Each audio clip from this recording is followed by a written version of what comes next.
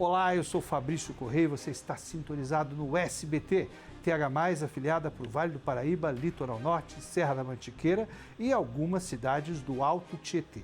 No nosso Sob Pressão, que vai ao ar logo após o programa Silvio Santos, todos os domingos, e a telesérie Titãs.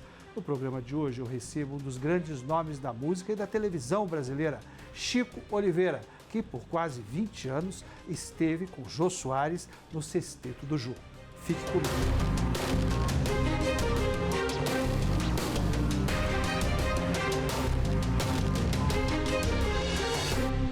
E nos estúdios do SBT, no nosso Sob Pressão, eu tenho a honra de receber um dos grandes nomes da música e da televisão brasileira. Ele, o maestro, trompetista, arranjador, Chico Oliveira, que fez história no Sexteto do Jô.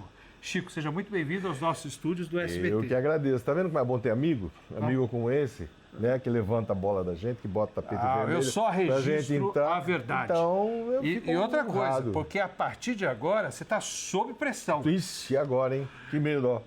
Vamos lá. Mas eu vou ser bonzinho no começo do programa. Por favor, no fim você arrebenta. Eu quero começar com o seu primeiro chamado para a música. Né? Como é que começou esse despertar? Começou em casa, né? Meu pai músico, mãe músico, tios, primos, a família toda, cachorro, gato, todo mundo afinado. Todo mundo afinado. Tocando, andando não. O gato com a unha afiada. O gato miando afinado, é uma beleza. Mas isso ainda na cidade que você nasceu? Piedade, perto de Sorocaba. Eu comecei a tocar na banda com meu pai, com 7 anos de idade, tocando caixa, percussão. Mas sempre de olho no instrumento de sopro. O que me chamava a atenção era o pistão, o trompete. Agora, as pessoas não sabem, mas você fez parte de um dos grandes grupos, né? O Azimuth. Como é que foi esse chamado? No Azimuth foi uma participação especial que fiz com eles quando eu saí de São José para o Rio. Assim porque aqui você integrava a Brazilian Modern Six. Eu vinha para São José em 72, com 17 anos, para tocar com o Sérgio Vaz, no Modern Six. E aí você foi nessa turnê com o Azimuth? Participei com o Azimuth no Rio. E como é que foi essa experiência? Foi maravilhoso, né? O Mamão, batera maravilhoso, Alex Malheiros. E na época estava o Jotinha Moraes fazendo o teclado, porque o Zé Roberto Bertrame tinha morrido. O Jotinha é um outro dos grandes talentos, Vale Paraibanos. E tocamos junto no Brasília Modern Six. E dessa trajetória musical, o convite para integrar o Sexteto do Jô, na época Quinteto, né? Era Quinteto. Foi no SBT. SBT ainda. Todo ano, nessa época estava tocando com a Elba. E todo ano a Elba, no aniversário, gravava um disco novo, em setembro. Nós fazíamos o Canecão, 2 semanas de Canecão. Na outra semana, nas próximas, 2 semanas de Palace, em São Paulo. E nessa semana do Palace, nós íamos gravar uma chamada no SBT para aquela semana. E na época eu já estava morando em São José, já tinha voltado para São José. E eu ia gravar, nós íamos gravar o segundo programa. Eu cortei pela Dom Pedro, cheguei cedo no SBT. E estou lá esperando no corredor, né, para gravar. Você ia gravar com a Elba? Com a Elba, eu não conhecia ninguém do Sexteto. Aí passou o maestro Osmar no corredor, falou, você é músico? Eu falei, sou músico. Vamos lá no camarim comigo. Aí eu fui, acompanhei até o camarim, aí conheci a galera do Quinteto ainda, né? O Tomate estava entrando, substituindo o Rubinho, o barbudo que tinha falecido. Aí gravei, ele falou, já que você está aqui, grava uma canja com a gente no primeiro programa. Eu gravei uma canja e tal, fizemos o Palace aquela semana toda, deu certo. No comecinho de dezembro desse ano, eu recebi um chamado do SBT, da produção do SBT, do Dinho, falando que o Jô gostou muito de você, tal, quer saber se quer participar, seu sexto elemento. Olha isso. Aí fui para lá e a partir de... Agora, eu não acredito em acaso, né? Em verdade, você foi para uma atividade e foi descoberto para outra que te marcou profundamente. Exatamente. Né? Aí eu e o Tomate fomos efetivados juntos no SBT, ficamos 2 anos no SBT, e em 2000 partimos para outra emissora. Mas, olha, antes da gente falar da trajetória, né, que foram quase 20 anos com o Jô Soares, né, 17. Eu quero falar sobre a experiência de você ter tocado com o Renato Russo. Como é que foi isso? O Renato foi uma experiência muito rápida, foi uma coisa assim, en passant. Porque, por exemplo, assim como ele, muitos dos artistas que eu trabalhei, por exemplo, na época da Elba, ou nós estávamos na estrada com ela, com a Cione, com a Leila Pinheiro, com essa galera toda que eu viajei, ou nós estávamos em estúdio gravando. E foi num desses momentos que eu gravei com muita gente. Nelson Gonçalves, tive o privilégio de gravar o Nelson Gonçalves com o Lobão cantando também. Participou Chico. Mas você chegou a conviver com o Renato? Não. Foi tudo assim, coisa rápida, coisa passando. Mas é uma oportunidade, né? Teve tanto. Gera uma história afetiva na sua trajetória. E com ele muita gente eu passei. Tive a oportunidade, o privilégio de conhecer o mundo inteiro, inclusive, né? Japão, Europa, enfim, viajei o mundo todo. Nesse sentido, como é que você se comporta quando o músico é muito genioso, quando o artista é muito exigente? Você consegue manter a calma? Eu consigo porque acho que eu sou também. Eu sou um tanto quanto ansioso no que diz respeito à música. Porque você quer ver a coisa pronta. Compreende e aprende a respeitar. Ao longo do tempo. Isso é um aprendizado que você consegue ao longo do tempo. Porque quando você é jovem, você não tem muita paciência. Agora, nesse caminho, né, de shows por todo o Brasil e pelo mundo, você passou por algum momento assim muito difícil que você, ou constrangedor, ou de dificuldade técnica mesmo? Bom, nós fizemos em Angola com a Elba, fazendo aquele intercâmbio naquela época. E as condições de Angola naquela época estava rolando uma guerra civil. Exatamente. Nós escutávamos no hotel, nós escutávamos metralhadora. A porta de cada quarto tinha um segurança armado. Quando você saía para a rua, saía com van, batedor, tal. Era uma tensão muito brava. Então, essa foi uma situação para a gente que foi difícil. Mas o show aconteceu? Aconteceu no meio do show com a energia. E outra, foi feito, o palco foi em cima de uma carreta. O sistema de som precaríssimo, muito antigo, muito velho. Por exemplo, meu monitor não vinha no instrumento, vinha um outro instrumento, não tinha nada a ver com isso. Você sentiu que naquele momento estava correndo risco de morte? Risco de vida, lógico. E aí, de repente, caiu a energia, parou o som. Aí você via tiros, escondendo. A Elba correu dentro da boleia do caminhão.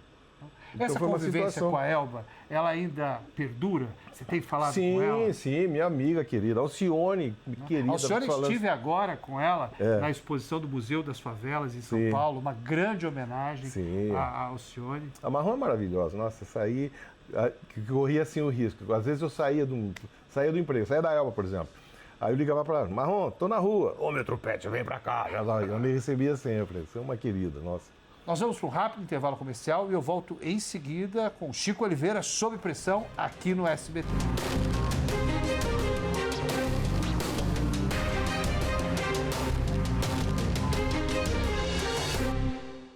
Você quer mais do que comprar um Apple e sim ter uma experiência de compra com uma empresa séria que te oferece qualidade e procedência? Então venha conhecer a Crow Store Importados. Nós estamos localizados no edifício Eco Tower, em São José dos Campos. E para sua maior comodidade, atendemos com horário marcado. Trabalhamos com toda a linha Apple, então faça já o seu orçamento.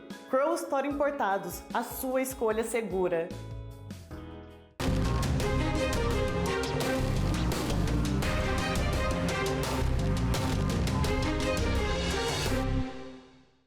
De volta com o nosso Sob Pressão, todos os domingos, logo após o programa Silvio Santos e a série Titãs, aqui na telinha do SBT. Que hoje recebe um dos grandes músicos do país, Chico Oliveira, que nos deu a honra de começar a televisão aqui no SBT, né? E acompanhou o Jô Soares por quase 20 anos. Ô Chico, essa convivência com o Jô, foi uma convivência pacífica? Ele tinha o jeito de tratar com as pessoas que parece que às vezes era com pouca paciência, né? Como é que foi a sua relação pessoal com o Jô Soares? Então, o Jô, o nome dele é José Eugênio, né? Então, associado ao nome, você tinha um gênio ali. Realmente, eu acho um dos grandes nomes. E foi, a minha vida foi assim. Da cultura. Antes do Jô, depois do Jô, sim, sem dúvida. Porque a capacidade dele era muito grande. Ele era muito inteligente e o fato de ter estudado fora também formou ali um absurdo de conhecimento e de competência, né? E a convivência com ele foi maravilhosa. Para mim foi um aprendizado eterno, né? E o interessante dele, porque para cada elemento, não só o pessoal do sexteto, o pessoal da produção, inclusive, ele conhecia cada um das pessoas. Com cada um ele conversava do jeito com a da pessoa. Entendeu? Ele tinha essa capacidade, esse feeling de sentir como é que essa pessoa conversava, qual era o assunto que interessava e o que deixava a pessoa à vontade. Agora, ele era apaixonado por música, né? Sim, ele tentou aprender o trompete? Ele me ligou um dia e falou, olha, Chico, estou a fim de tocar trompete. Você me ajuda? Eu falei, claro, vamos estudar. Ele falou, não quero aquele negócio de bolinha, eu não quero isso. Eu falei, mas João, não tem você tem? Não, eu já desenvolvi o meu método. Parece lá em casa. Eu fui, ele me deu um caderno normal, de linhas, com números. 3, 0, 1, 2, W. Eu falei, o que é isso? Código binário, alguma coisa assim? Não, ele numerou a chave do trompete. Chave 1, chave 2, chave 3 e aberto 0. Eu falei, fez isso. Eu falei, mas como assim? Ele falou, eu vou tocar uma música pra você. Ele tocou uma música. Eu falei, João, mas que loucura. Eu falei, mas e a afinação e o time? Ele falou, tá aqui. Eu falei, eu passei minha vida inteira estudando esse negócio, o cara levanta... Você foi para ensinar e ele veio com uma nova técnica. Eu tive que aprender a escrever dessa forma para passar as coisas. E às vezes ele ligava, 3 horas da manhã, vamos estudar, liga, põe no Viva Voz aquele telefone na época, né? Aí ficava trocando ideia. Isso foi um tempão. Fizemos um show no Bourbon Street, em que ele tocava bongô, cantava, tocava trompete e contava piada. Vocês chegaram a gravar um CD, né? Foi gravado, teve um CD dessa fase aí. Ô Chico, nessa trajetória do programa do Jô, né, você teve a oportunidade de conhecer, eu acredito que grandes ídolos da sua vida. Sim, né? da minha vida. Inclusive convidados internacionais. Né? Eu vi uma Tony vez Tony Bennett, exato. Né? E diversos outros. Sim. Mas qual foi o momento para você que mais impactou nessas mais de 5 décadas de carreira e nesses 20 anos? Mas é difícil você citar uma. Sabe por quê? Foram tantos. E cada um que lembra tem uma coisa especial, um carinho especial, entendeu? Então ali eu vi muita gente que jamais eu teria acesso, não só de olhar, mas de tocar, de conviver, de conversar. Isso de Pelé, Tony Bennett, enfim, os grandes nomes, os grandes artistas, tanto da música quanto de teatro, de literatura, enfim. É uma gama muito grande, então é difícil você pegar um exemplo para você. E eles tietavam o sexteto, né? Sim. Porque queriam estar perto. Sim, por exemplo, o Chico Anísio ia gravar, ele não ficava no camarim dele, ele ia pro nosso.